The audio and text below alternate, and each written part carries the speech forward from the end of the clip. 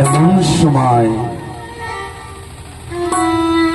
ক্ষীর সাগরের থেকে আকাশবাণী করছে, এক ব্রহ্মা ছাড়া আর কেউ শ্রবণ করতে পারছে না। কি বলছেন বাবা? কি বলছেন? হে ব্রহ্মা, এই যে লাখ লাখ ঋষিগণ, এদের বলো গোকুলে যে জন্মগ্রহণ করতে। গোকুলেশ তরুলতা গাভী গোয়াল ভ্রমর ফুল আদি যা কিছু আছে, এদের ওখানে যে জন্মগ্রহণ করতে বলো। জানেন কি বলছি?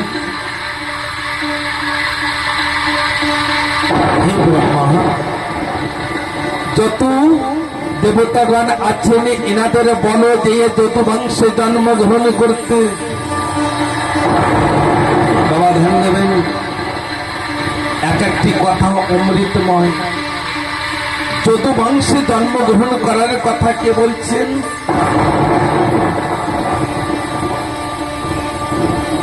শ্রীহরি তিনি বলছেন যে দেবতাদের বলো যত বংশে জন্মগ্রহণ করতে।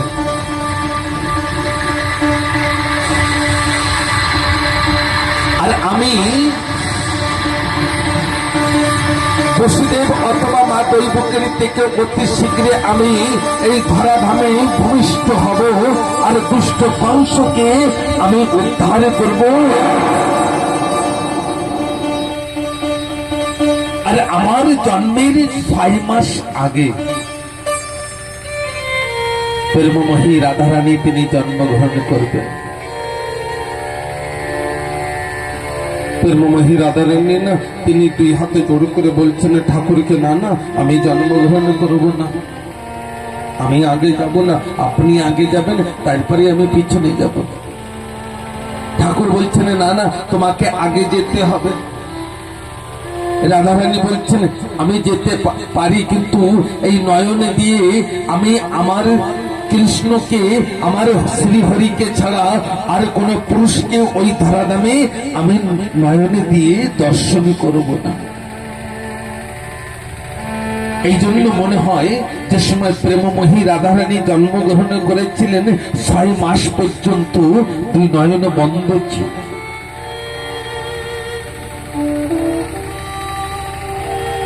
কার ঘরে জন্মগ্রহণ, কার ঘরে এসেছিলেন রাধারানী? বিশ্বভানু। আর রাধার মার নাম যেন কি ছিল? ও মা, রাধার মার নামে কি ছিল? কে জানেন? একটু হাত উঁচু করে বলুন। একজন। আর কেউ জানেন রাধার মার নাম কি? রাধার মার নাম ছিল কৃতিকা। হে ব্রহ্মা, এরপরে আমি জন্মগ্রহণ করার আগে আমার ছোট ভাই লক্ষণে, যিনি দেবতা যুগে লক্ষণ ছিলেন না, উনি আমার বড় ভাই রূপে জন্মগ্রহণ করবেন ওই বসুদেবের বড় স্ত্রী রোহিণীর গর্ভে থেকে। আর আমার যিনি ছোট ভাই ভরত না, উনি এবার তারপরে যুগে আমার পুত্র রূপে জন্মগ্রহণ করবে। এই কথা বলে না আকাশবাণী চুপ হয়ে গেল। কোন কোন সময় কিন্তু দুষ্ট ভালো কাজ করে যান। আজকে দৈবকীর পিতার নাম যেন কি মা?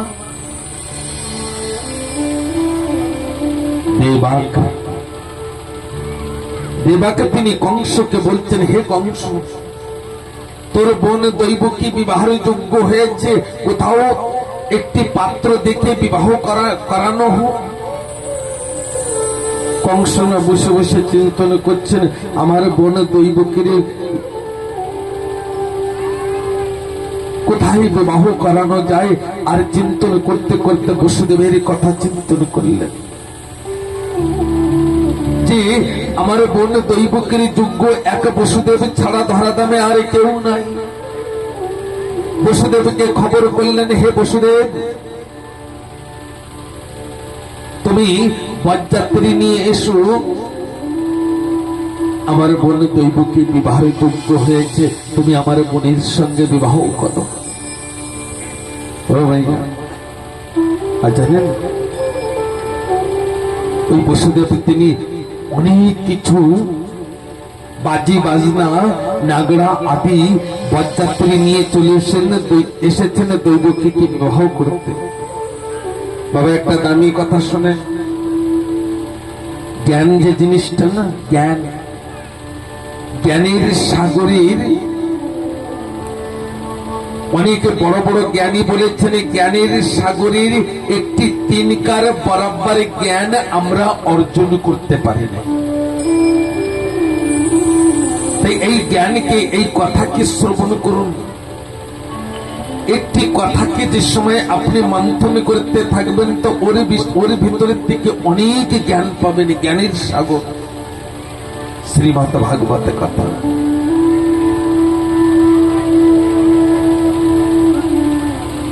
বসুদেব যে সময় বিবাহ করতে এসেছেন মা দৈবকীর সঙ্গে, সেই সময় না অনেক ধ্যাজ দিয়েছেন, হাতি দিয়েছেন, পালকি দিয়েছেন, ঘোড়া দিয়েছেন, দাস দাসী দিয়েছেন, স্বর্ণ দিয়েছেন। একটা দামি কথা বলছি শোনেন, এই যে বিবাহ না, সনাতন ধর্মের নিয়ম ছিল না রাতের বেলায় বিবাহ করানো, রাতের বেলায় বেদ মন্ত্র আদি উচ্চারণ করার না, এই নিয়ম ছিল না। কয়েকশো বছর আমাদের এই ভারতবর্ষকে মুসলমান তান্ডা রাজ করেছেন। মুঘল সময়ে তান্ডা নিজের মেয়েকে লুকিয়ে লুকিয়ে রাতের বেলায় বিবাহ করাতেন। এটি কিন্তু শাস্ত্রে লেখা আছে। আর যদি কেউ বলেন যে কোন শাস্ত্র, তো অবশ্যই আমি দেখাতে পারি। রাতের বেলায় বেদ মন্ত্র উচ্চারণ করার নিয়ম নাই। বাবা ধ্যান দেবেন আরেকটি কথা, শ্রীমদ ভাগবতেরও নিয়ম নাই যে রাতের বেলায় করতে হবে। রাতের বেলায় ভাগবতে কথা শ্রবণ করার নিয়ম ভাগবতে লিখে নিবে। নিয়ম কি?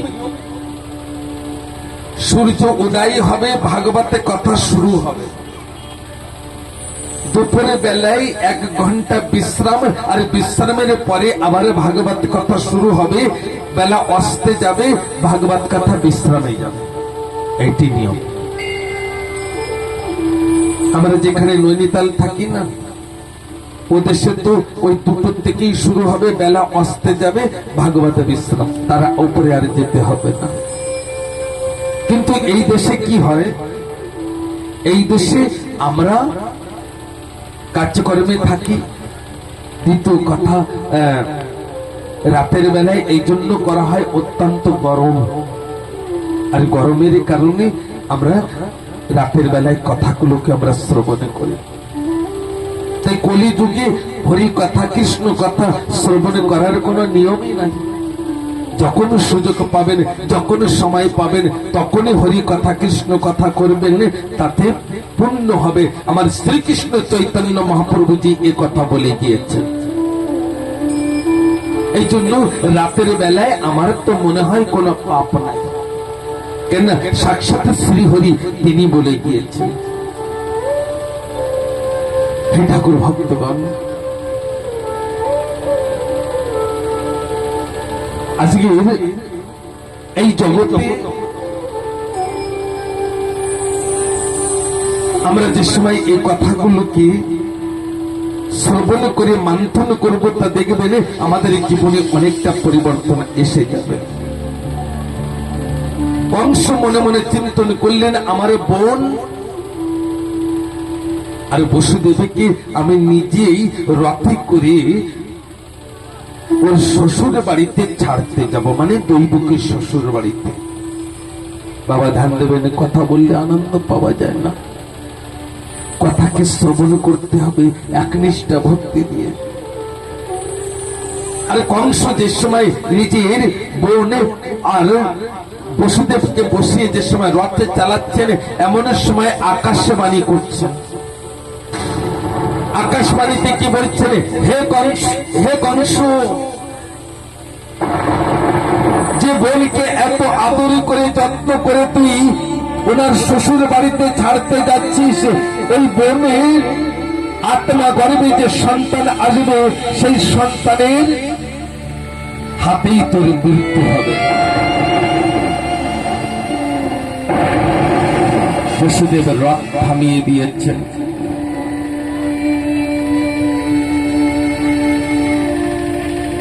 বাবা, বসুদেবের কয়জনের ছেলেকে হত্যা করেছিলেন? 6 জন।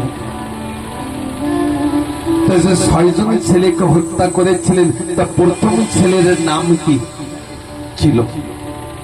বসুদেবের যে প্রথম সন্তানকে হত্যা করেছিলেন না, সেই সন্তানের নাম কি ছিল? কেউ যদি বলতে পারেন তা মেনে যাব। যাহা ঠাকুর কথাকে শ্রবণ করেন আপনারা। হে ঠাকুর ভক্তগণ, আকাশবাণী করার সঙ্গে সঙ্গে চুপ হয়ে গেলেন। আর এমন সময় ওই দুষ্ট কংস তিনি রথকে চাপিয়ে ধরেছেন, আর তরোয়ারি নিয়ে ওই দৈবকের কেশকে এঁটো ধরে ওই হত্যা করতে যাচ্ছেন। এমন সময় ওই বসুদেব তিনি 2 হাত জোড় করে বলছেন, হে রাজা, কি আপনার বোন, আপনি কেন হত্যা করছেন? এর এখনো গায়ের থেকে হলদি গন্ধ যায় না, হলদি নামে নাই। এ তো আপনার বোন, আর আপনার বোনকে আপনি কেন হত্যা করছেন? কংস বলছেন, যদি গাছই না থাকে তা ফল কোথার থেকে আসবে? আরে বারবার বসুদেব তিনি 2 হাত জোড় করে কংসের সম্মুখে দাঁড়িয়ে 2 হাত জোড় করে বলছেন, একটু প্রতীক্ষা করেন। নারী হত্যা মহাপাপ, স্বর্গ মর্ত পাতালে আপনাকে নিন্দা করবে।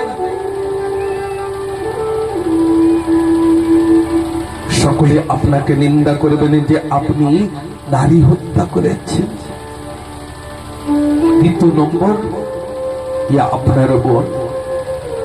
কিন্তু দুষ্ট কংস এই কথা কোথায় জানবে?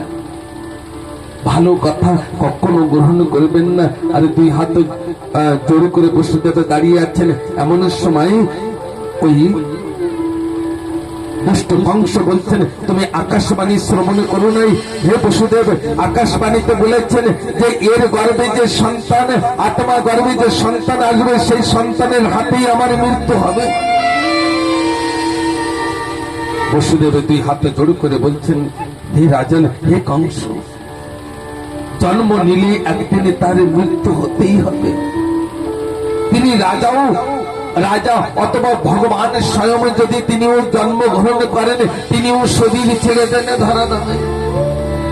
আপনাকেও ছাড়তে হবে, আমাকেও একদিন ছেড়ে দিতে হবে। আমাদের থেকে অনেক বড় বড় জ্ঞানী জগতে এসেছেন, আর আমাদের তারাও শরীর ছেড়ে চলে গিয়েছেন। আমাদের থেকে অনেক বড় বড় বলশালী এসেছেন, যেমন রাবণ, যেমন হিরণ্যকশ্যপ, হিরণ্যক, তারাও শরীর ছেড়ে দিয়েছেন। একদিন আমাদেরও ছাড়তে হবে। বাবা, একটু কথা বলবো, 1 মিনিট সময় দেব। একটি কথা, জগতে না 9টি লোকের সঙ্গে কখনো ঝগড়া করবেন না। এই 9টি লোকের কথাকে একটু শ্রবণ করুন মা। 9টি লোকের সঙ্গে কোনোদিন ঝগড়া করবেন না। আরে জানেন সর্বপ্রথম কোন লোক, কার সঙ্গে ঝগড়া করবেন না? অস্ত্রধারী। কেউ যদি ওই দাও নিয়ে দাঁড়িয়ে থাকেন না আপনার দিকে, আর আপনি যদি বলেন না কোপ দে, কেন কোপ দিয়ে বসে? বন্দুক ধরে রেখেছেন, আর আপনি যদি বলেন মার, সেখানে মেরে দেন। এই জন্য অস্ত্রধারীর সঙ্গে কখনো ঝগড়া করবেন না। আর বসুদেব এ কথা অবশ্যই জানতেন যে ইনি অস্ত্র ধরে রেখেছেন, এনার সঙ্গে যুদ্ধ করা যাবে না। যেমন করে হোক প্রেম ভালোবাসা দিয়ে আমার স্ত্রীকে বাঁচিয়ে নিয়ে যেতে হবে। সর্বপ্রথমে 1 নম্বর। দ্বিতীয় নম্বর, কার সঙ্গে? শার্ট। শার্ট মানে কি? আপনার যিনি আপনার সবকিছু ভেদ জানেন, আপনার কথা সবকিছু জানেন, তার সঙ্গে ঝগড়া করবেন না। আপনার কতটুকু পাওয়ার উনি জানেন, এই জন্য ওনার সঙ্গে কখনো ঝগড়া করবেন না। 2 নম্বর। তৃতীয় নম্বর, ওনার সঙ্গে ঝগড়া করবেন না। কার সঙ্গে? মূর্খ। যিনি মূর্খ না, ওনার সঙ্গে কোনোদিন ঝগড়া করবেন না। মূর্খের সঙ্গে ঝগড়া তো দূরই থাক, বন্ধুতাও করবেন না। ও যে কোনো জায়গায় না আপনাকে নষ্ট করে দিতে পারে। 4 নম্বর, নারদ। প্রত্যেকটা মানবের জীবনে কিন্তু নারদ আছে। আপনার কথা নিয়ে না এমন বড় করে বানিয়ে দেবেন না, আপনি ওখানেই শেষ। এই জন্য নারদের সঙ্গে কখনো ঝগড়া করবেন না। প্রত্যেকটা মানবের জীবনে নারদ আছে। 5 জন হলো তো। 6 নম্বর, মালিক। জানারে কৃপায় এই ধরাধামে এসেছেন, জানারে করুণায়, জানারে কৃপায় দুটো পাচ্ছেন, তার সঙ্গে কখনো ঝগড়া করবেন না।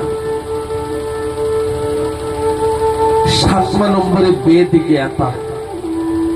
যারা বেদের বিষয়ে নলেজ রাখেন না, তাদের সঙ্গে কখনো ঝগড়া করবেন না। কেননা আপনাকে এমন ভাবে কথাকে ছেড়ে দেবে, আপনি কোথাও থাকবেন না। 8 নম্বর। 8 নম্বরে কে জানেন? ধনী ব্যক্তির সঙ্গে কখনো ঝগড়া করবেন না। আপনার থেকে যিনি বেশি ধনী থাকবেন, পয়সা করে থাকবেন না, তার সঙ্গে ঝগড়া করবেন না। কেননা ওই পুলিশ স্টেশন, জজ, বস সব কিনে দেবেন, 10 কোটি টাকা দিয়ে কিনে নেবেন। এই জন্য আপনার থেকে ধনী ব্যক্তির সঙ্গে কখনো ঝগড়া করবেন না। 8 হয়েছে, হয়তো একটা কোন জায়গায় বেশি বলেছি। 9 নম্বর, ডাক্তারের সঙ্গে কখনো ঝগড়া করবেন না। কোনোদিন না কোনোদিন ডাক্তারের কাছে যাবেন আর এমন সুই লাগিয়ে দেবেন না, আপনি আর উঠতে পারবেন না। এই জন্য কোনোদিন কোনো ডাক্তারের সঙ্গে ঝগড়া করবেন না। আর 10 নম্বর বলবো না, থাকবে, খানা বানানে वाले से कभी झगड़ा मत करना। মানে যিনি রান্না করে খেতে দেন না, তার সঙ্গে ঝগড়া করবেন না। কোনদিন এমন কিছু রান্না করে দেবেন না, সেদিন বুঝতে পারবেন। বলে রাধে রাধে রাধে রাধে। এই জন্য বসুদেব তিনি চিন্তন করছেন, অস্ত্রধারীর সঙ্গে যুদ্ধ করা যাবে না। অস্ত্রধারী, ইনি অস্ত্রকে ধরে রেখেছেন, এনার সঙ্গে যুদ্ধ করব না। বসুদেব চিন্তন করলেন, বুদ্ধির সঙ্গে চলতে হবে। আর 2 হাতে জোড় করে বলছেন, হে কংস, পিছনে আমার পিছন দিকের থেকে মা একটু ধ্যান দেবেন। বলছেন, হে কংস, আপনার তো দৈবকের থেকে কোনো ভাই নেই, তাই তো? ভয় তো এর সন্তানের থেকে না।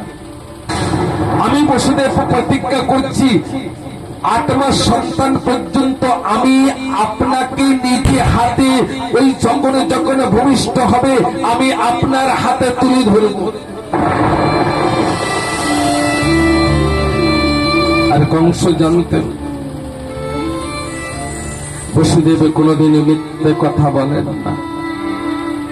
প্রাণে চলে যাবে কিন্তু মিথ্যে কথা বলবেন না।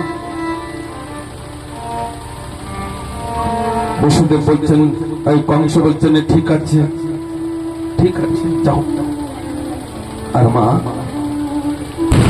একটি সন্তানের যে সময় মাতৃ গর্ভে আসেন না, মা কিন্তু অনেকে কল্পনা করেন, অনেকে চিন্তন করেন সন্তানের বিষয়ে।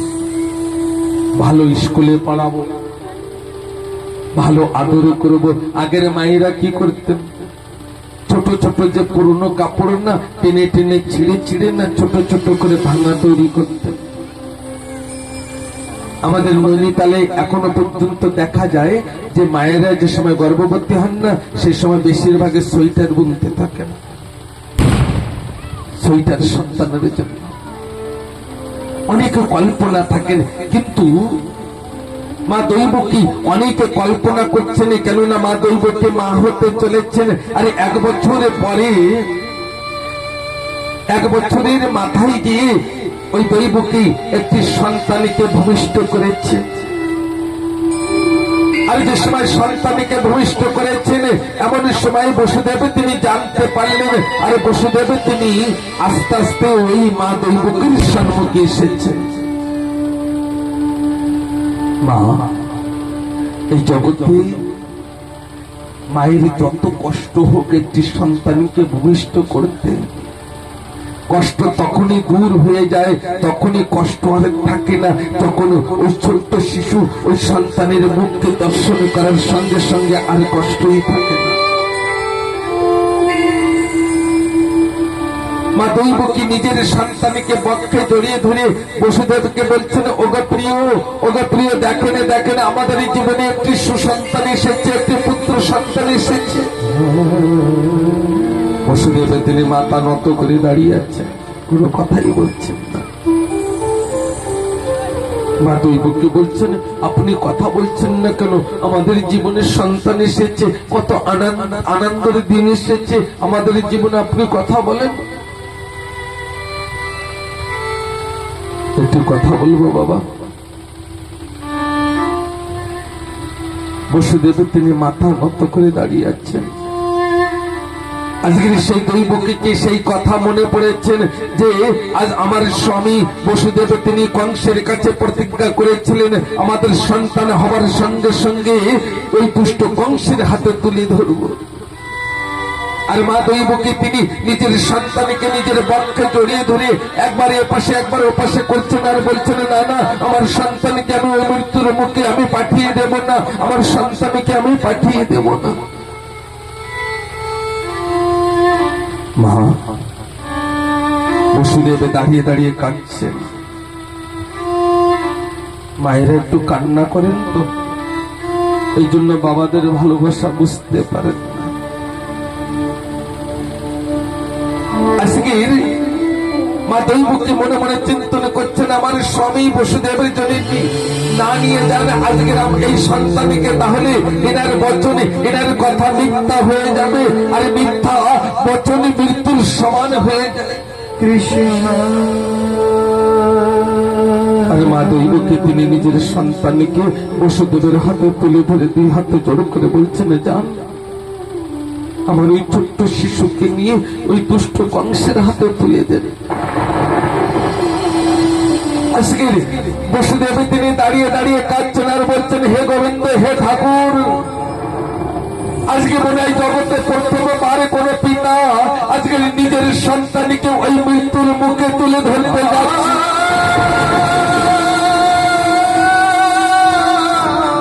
আমি কেমনই পিতা হয়েছি, আজকে মৃত্যুর মুখে আমার সন্তানকে তুলে ধরেছি।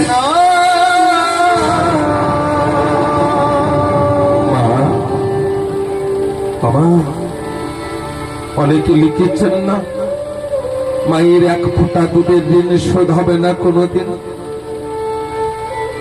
কিন্তু একবার একটা কথা বলুন, পিতার ঋণ কি কোনোদিন শোধ হবে?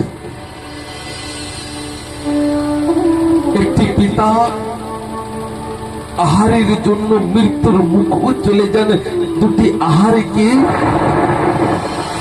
ব্যবস্থা করার জন্য অনেক পিতা তো ঘরেই ফেরেন না। কিন্তু একটু কথা বলবো না, পিতা না থাকলে যে কত যন্ত্রণা, কত জ্বালা, যে সন্তানের পিতা নাই সেই সন্তানের কাছে যে জিজ্ঞাসা করে দেখুন, পিতা না থাকলে কত কষ্ট সেই সন্তানেরই জীবনে। মা, পিতা যদি না থাকে না সন্তানের, সেই সন্তানের জন্য ভালো স্কুল নাই। পিতা যদি না থাকে না সন্তানের, তো সেই সন্তানের জীবনে ভালো কাপড় চোপড় নাই। পিতা যদি না থাকে জীবনে, তো ওই মেলার মাঠে খেলনার সন্তানের জন্য নাই। পিতা যদি না থাকে জীবনে, তাহলে সকলে তুচ্ছ করতে থাকে, এর কোন মালিক নাই। একটি মার দেখে পিতার ভূমিকা কিছুতেই কম নয়, কিছুতেই কম নয়। আর একটি কথা বলবো, একটি মেয়ের জন্য তো পিতার ভূমিকা অনেক বড়। কোন সময় যদি মেয়ের মা স্ত্রীতে যদি মেয়েকে বেশি কথা বলেন না, পিতা নিজের স্ত্রীকে কটু কথা বলেন, ওরে ওকে বেশি কথা বলিস না, ও আমার ঘরে থাকতে একটু আনন্দ করছে, একটু শান্তি পাচ্ছে, পরের ঘরে যেয়ে যে কেমন ভাবে কষ্ট পাবে কোনো ঠিক আছে, ওকে বেশি কথা বলিস না।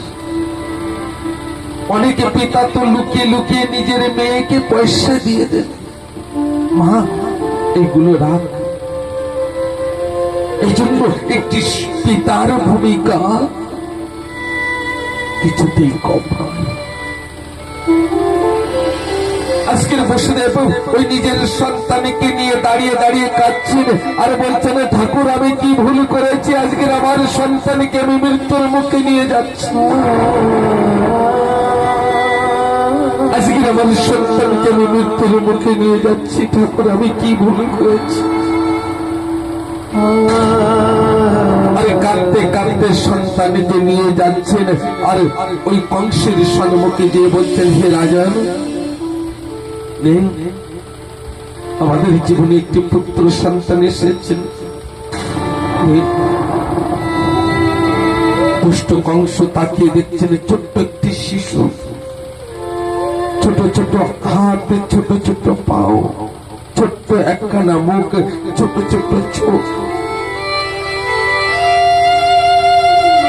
কংস তিনি বলছেন, বসুদেব আমি বড় আনন্দ পাচ্ছি, আমি বড় শান্তি পাচ্ছি। কংস বলছেন যে তুমি তোমার প্রতিজ্ঞা অনুযায়ী তুমি সন্তানকে নিয়ে এসেছো,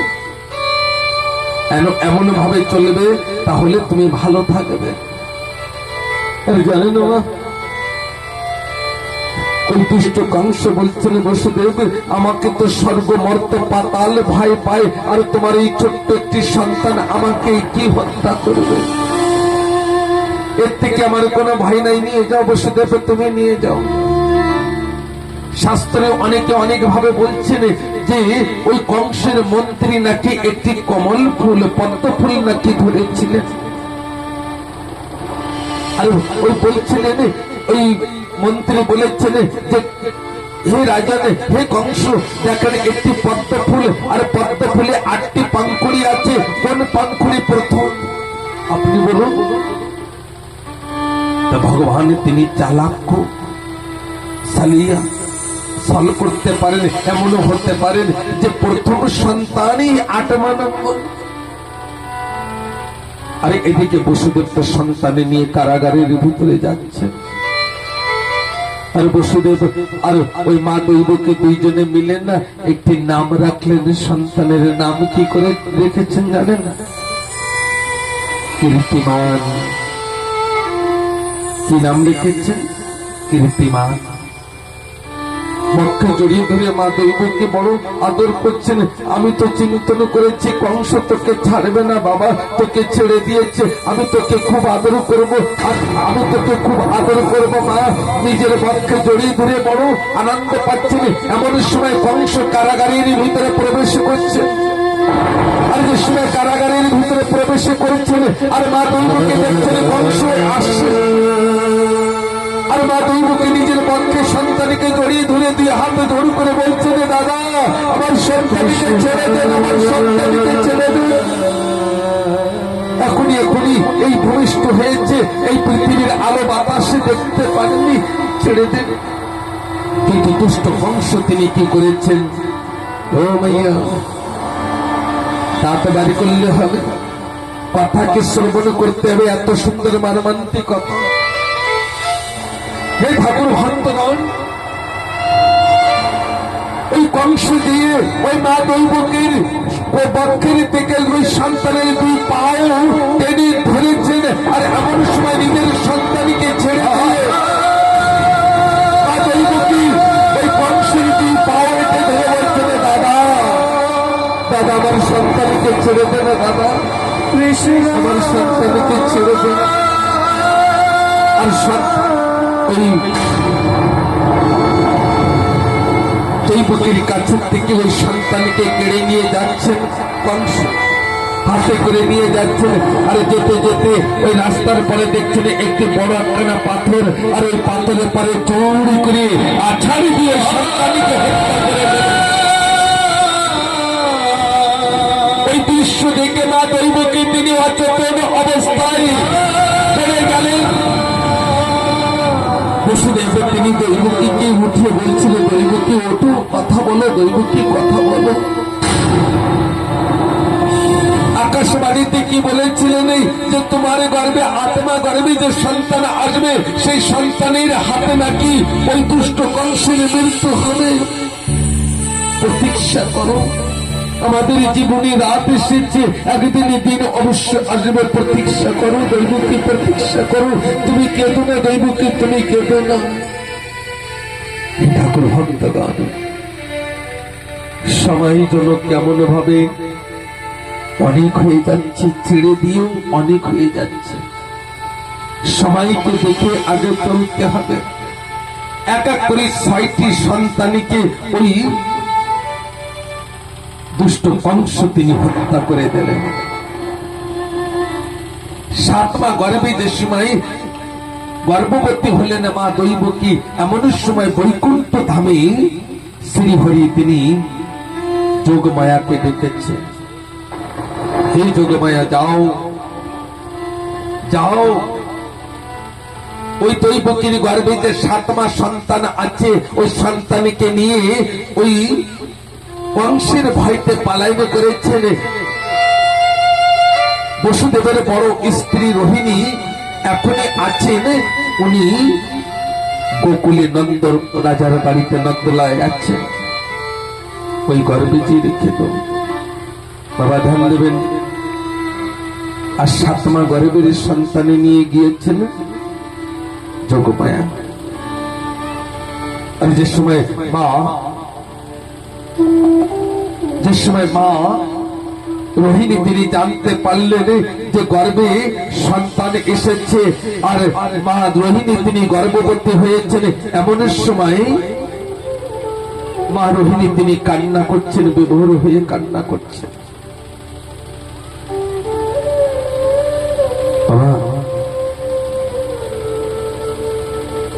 স্বামী যদি ঘরে না থাকে আর স্ত্রী যদি গর্ভবতী হন, তাহলে একটি লজ্জার কথা নাকি? খুবই লজ্জার কথা। এমন সময় ওই মা রোহিণী কান্না করছেন, যশোদা তিনি এসে রোহিণীকে বোঝাচ্ছেন, রোহিণী কেঁদো না, রোহিণী কেঁদো না। নন্দ বাবা এসে বোঝাচ্ছেন, কেঁদো না। রোহিণী বলছেন, আমি কেন কান্না করব না, আমার স্বামী তিনি কারাগারের ভিতরে বন্দী আছে, আর আমি এদিকে গর্ভবতী হয়েছি। এই জগৎ আমাকে নিন্দা করবে, এই জগৎ আমাকে নিন্দা করবে। মা নন্দ বাবা আর যশোদা কি করলেন, ঋষিদের কাছে নিয়ে গিয়েছেন। সমস্ত ঋষিগণ ধ্যান করে দেখছেন, সমস্ত ঋষিগণ ধ্যান করে দেখছেন যে অনন্ত কোটি ব্রহ্মাণ্ডের মালিক যিনি, তানারই অংশ সাক্ষাৎ শেষ নাগ, তিনি আজকের রোহিণীর গর্ভে এসেছেন। ঋষিগণ সকলে প্রণাম করলেন আর বললেন, রোহিণী কেঁদো না, তোমার গর্ভে যে সন্তান এসেছেন না আমার শ্রীহরির কৃপায়। 2 হাতে জোড় করে বলছেন, শ্রীহরির কৃপায় এসেছেন। মা রোহিণী তিনি কান্না করছেন আর বলছেন সে তো ঠিক আছে, কিন্তু এই লোকে তো আমাদের নিন্দা করবে আমাকে। সমস্ত ঋষিগণ ওই রোহিণীকে রোহিণীর মাথায় হাত দিয়ে আশীর্বাদ করেছেন যে রোহিণী যাও, আজকের পরের থেকে এই জগতে কেউ তোমাকে নিন্দা করবে না। বলে রাধে রাধে রাধে রাধে। সাধুগুরুর আশীর্বাদে জীবনে অনেকটা পরিবর্তন এসে যায়। জীবনে যে কাজ না হবার সে কাজও হয়ে যায়। হে ঠাকুর ভক্তগণ, আজকের আত্মা গর্ভে যে সময় সন্তান আসবে, দুষ্ট কংস তিনি পায়রাধার বাড়িয়ে দিয়েছেন। এদিকে বৈকুণ্ঠ ধামে যোগমায়া তিনি যোগমায়াকে ডেকেছেন বৈকুণ্ঠ ধামে, আর ঠাকুর তিনি বলছেন হে যোগমায়া তুমি যাও, নন্দ রাজার স্ত্রী যশোদার গর্ভ থেকে তুমি ভূমিষ্ঠ হবে, আর ওখান থেকে তুমি ওই মথুরায় আসবে, আর আমি মথুরা থেকে গোকুলে যাব। নিদ্রা দেবীকে ডেকে বলছেন হে নিদ্রা দেবী, তুমি সকলের চোখে বসে পড়বে। ও মাইয়া, সেগুলো আমি বলেছিলাম প্রথম দিন মনে হয় না দ্বিতীয় দিন। ঠাকুরের জন্ম কি বারে হয়েছিল যেন কে কে হাত উঠিয়েছিলেন? কে কে জানেন একটু হাত উঁচু করে বলুন। দেখেছেন? তিনজন। ঠাকুরের জন্ম কি বারে হয়েছিল?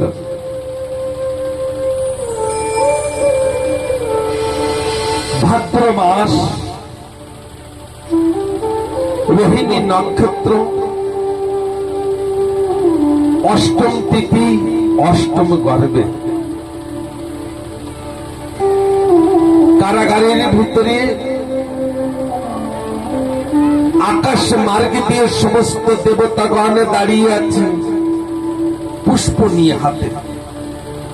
রাতের বেলায় চাঁদ উঠেছে, সরোবরে কমল ফুল ফুটেছে, চতুর্দিকে ঝুনাকি পোকা গুলি ছুটে বেড়াচ্ছে, ভ্রমরে গেলি গুনগুন করে মধু আস্বাদন করছে, আর ফুলের দিকে সুগন্ধ মিশ্রিত হয়ে চতুর্দিকে এমন ভাবে ছড়িয়ে পড়ছে, কোথাও অশান্তি নাই, প্রত্যেক জায়গায় শান্তি।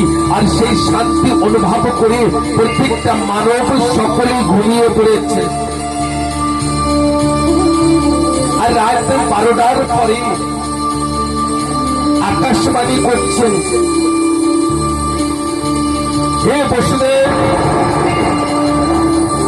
আমি যে সময় ভূমিষ্ঠ হব, আমার কৃপায় তোমার হাতের পায়ের বেড়ি খুলে যাবে, কারাগারের দরজা খুলে যাবে, পায়রাদার সকলে ঘুমিয়ে পড়বে। তুমি একটু বাইরে এসে দেখবে একখানা ঝুড়ি আছে, সেই ঝুড়িতে করে আমাকে রেখে ওই বকুলে চলে যাবে নন্দ রাজার বাড়িতে। আর নন্দ রাজার বাড়িতে যে দেখবে নন্দ রানীর থেকে একটি পুত্রী সন্তানের ভূমিষ্ঠ হয়েছে, কন্যা সন্তান ভূমিষ্ঠ হয়েছে। ওই কন্যা সন্তানকে কারাগারের ভিতরে নিয়ে আসবে আর আমাকে ওখানে রেখে আসবে। আমার কৃপায় আবার তুমি যে সময় কারাগারে প্রবেশ করবে, তোমার হাতের বেড়ি খুলে যাবে, প্যারাদারে জেগে যাবে, আর আগের মতনই সবকিছু হয়ে যাবে।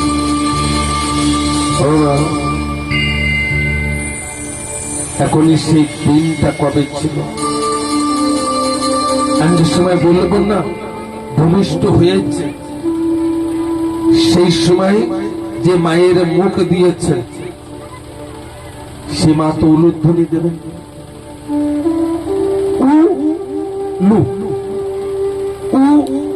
মানে কি? উলু মানে মন্ত্র। এই বিষয়েও আমি আলোচনা করব। একজন কৃষ্ণ ভক্ত মেয়েকে উঠিয়ে নিয়ে গিয়েছিলেন রাক্ষস। তাই রাক্ষসের বাড়ি থেকে যদি কৃষ্ণ কৃষ্ণ বলেন তাহলে ওই মেয়ের কপালে কষ্ট ছিল, তাই উনি কি করতেন, ওই লু করতেন। লু মানে এই হচ্ছে মন্ত্র, আমার কৃষ্ণকে ডাকার মন্ত্র। লু এক মন্ত্র।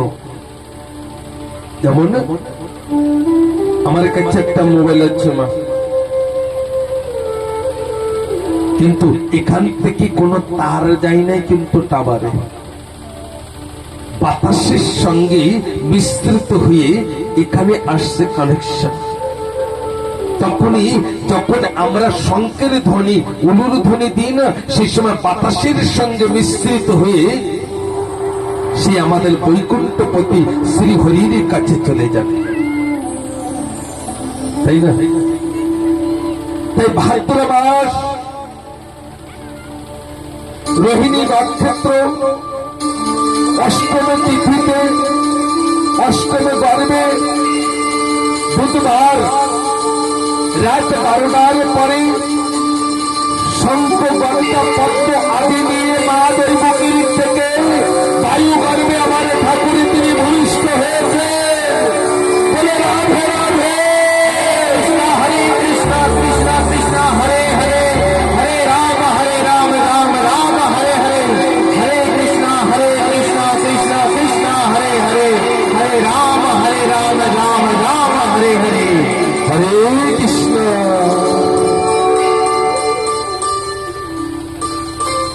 শঙ্খ গদা পদ্ম চক্র আদি নিয়ে ঠাকুরই তিনি ভূমিষ্ঠ হয়েছেন। আর এমন তেজ এমন জ্যোতি যে বসুদেব তিনি নয়নে দিয়ে তাকাতে পারছেন না, এমন তেজ এমন জ্যোতি। কোন বাড়ি চলে যাচ্ছেন? ওই বাড়ি যে বাড়ি কালকে কারণ ছিল, আজকে আপনি চলে যাবার পারেন না, ওই বাড়িতে আরেকজনের অধিকার হবে। হে ঠাকুর ভক্তগণ, বসুদেব তিনি দুই হাতে জোর করে বলছেন, ঠাকুর হে গোবিন্দ, হে বৈকুণ্ঠপতি, আপনি এই সাধারণ বালক রূপে আসেন। আজকের সময় সাধারণ বালক রূপে এসেছেন, আর হাতের বেড়ি খুলে গিয়েছে, আর এমন সময় ওই ঝুড়ির ভিতরে রেখে ঠাকুরকে মস্তকে ধারণ করে বসুদেব নিয়ে যাচ্ছেন। আর যে সময় কারাগারের থেকে বাইরে বাড়িয়েছেন, এমন সময় আকাশ মার্গের দিকে পুষ্প বৃষ্টি, পুষ্প ফুল ওই দেবতাগণের সকলেই ছুড়ে দিচ্ছেন ঠাকুরের পরে। আর যে সময় ঠাকুরের পরে ছুড়ে দিচ্ছেন, এমন সময় শেষ নাগ তিনি ওই সাতির কর্ম করছেন। বলে কৃষ্ণ কনৈয়া লাল কি, বলে কৃষ্ণ কনৈয়া লাল কি, বলে নন্দ বাবা কি, বলে যশোদা মাইয়া কি। আসুন সেই কারাগারের ভিতরে থেকে কেমন ভাবে প্রবেশ করলেন।